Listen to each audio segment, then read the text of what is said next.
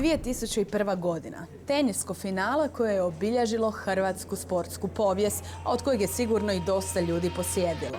10 godina nakon susreli smo Goranovog tadašnjeg rivala, inače velikog prijatelja, Patrika Raftera.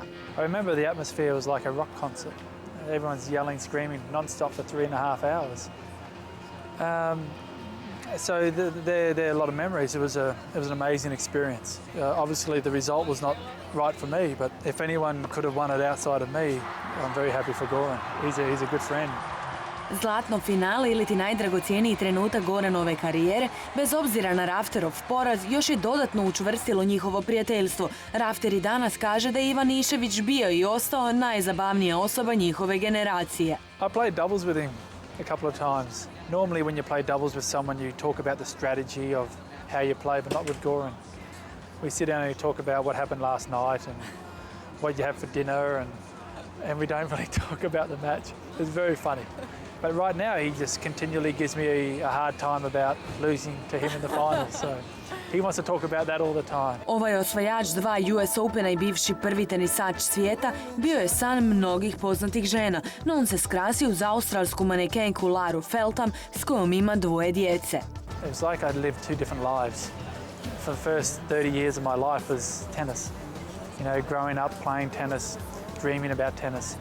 And then it stops as soon as I finished, you know. So, you know, I've got kids and wife and family, and to me it's my life, and that's all I remember now. And I don't think about tennis unless I'm there or someone asks me the question.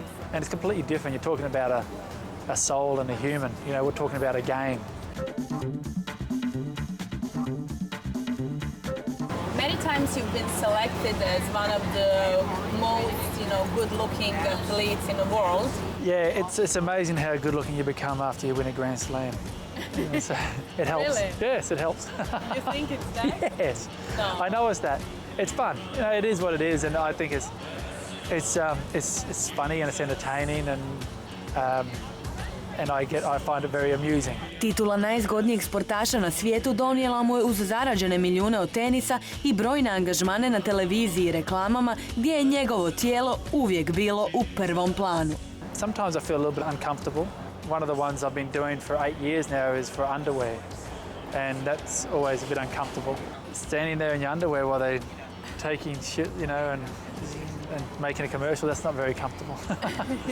But other stuff is, sometimes you can have fun. I've had some really good commercials, very funny ones. We always like to try and do funny commercials, and it suits my personality a lot better. Do you like more when they show you in a more sexy way, or when you have more adrenaline stuff, that kind of thing? Well, adrenaline stuff's a lot easier because you're moving, you know what you're sort of doing and things. Sexy, no, not necessarily sexy either. Funny is better for me.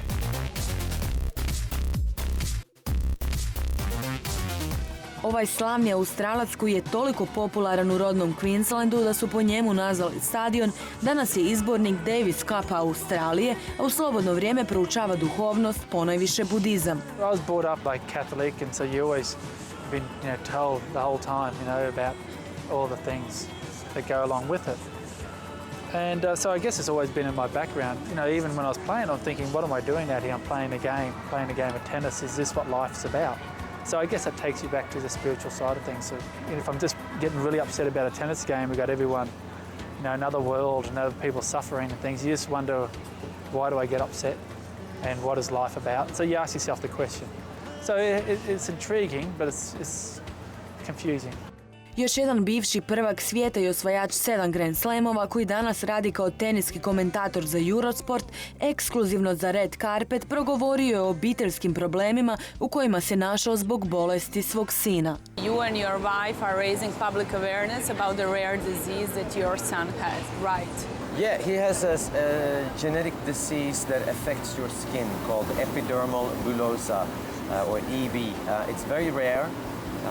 We're trying to help raise money and awareness for the disease and mostly trying to help raise money for families that have children that have this deadly disease because insurance companies don't like to pay for preventing diseases. They like to pay for the cure and there is no cure, so prevention is everything. Vilander je naučio još više cijeniti život od 1988. godine kada sasvim slučajno nije ušao na Pan Am-ov avion iako je imao bukiranu kartu, a koji je potom eksplodirao u zraku pri čemu je poginulo 259 ljudi. Od tada drugčije gleda na sve. Well, I was driving down the highway yesterday actually, and there was a car that had been completely smashed by a truck. And there was nobody there except 2 or 3 cars, no police, no ambulance, maybe 30 seconds before we came around the corner. So I think there's a lot of things that doesn't happen to you where you're lucky. And I don't look at it as anything special. It's not a sign or anything. It's just, you got to be happy for what you have. It could end around the next corner. Kako bi rekao slavni teniski as Arthur Ashe, ako kažemo Bože zašto baš ja kad nam se dogode loše stvari, možda bi to isto trebali ponoviti kad nam se dogode i dobre stvari. Zato Vilander i svoju borbu sa sinom današnjim očima gleda kao blagoslov.